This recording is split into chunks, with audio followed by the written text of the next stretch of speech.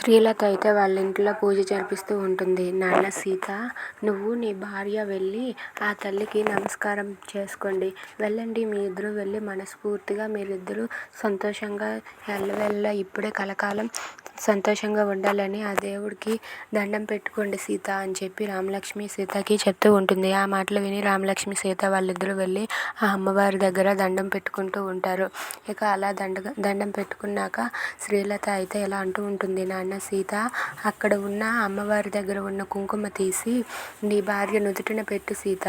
అలా అయితే ఆ అమ్మవారి ఆశీస్సులు ఎప్పుడు మీ వెంటే ఉంటాయి అని చెప్పి శ్రీలత చాలా ప్రేమగా నటిస్తున్నట్టు సీతాకాంత్తో అంటూ ఉంటుంది. అది విని సీతాకాంత్ అయితే సరే అమ్మ అని చెప్పి అంటూ ఉంటాడు. ఇక అక్కడే ఉన్న అమ్మవారి దగ్గర ఉన్న కుంకుమని తీసుకొని సీతాకాంత్ అయితే రామలక్ష్మి నుదుటిన ఇలా పెట్టబోతూ ఉంటాడు. ఇలా పెట్టబోతూ ఉన్నలోపే ఇంతలో అక్కడికి పోలీసులు వస్తారు.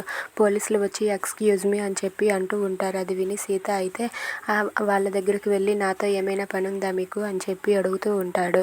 అది విని పోలీసులు ఇలా అంటూ ఉంటారు. మేము మిమ్మల్ని అరెస్ట్ చేయడానికి వచ్చాం సీతాకాంత్ అని చెప్పి అంటూ ఉంటాడు. అది విని ఇంట్లో వాళ్ళందరూ ఒక్కసారిగా షాక్ అయిపోతారు. ఇక సీతాకాంత్ రామలక్ష్మి అయితే ఒక్కసారిగా షాక్ అయ్యి ఏంటి, ఎందుకు, ఏం జరిగింది అని చెప్పి సీత అడుగుతూ ఉంటాడు.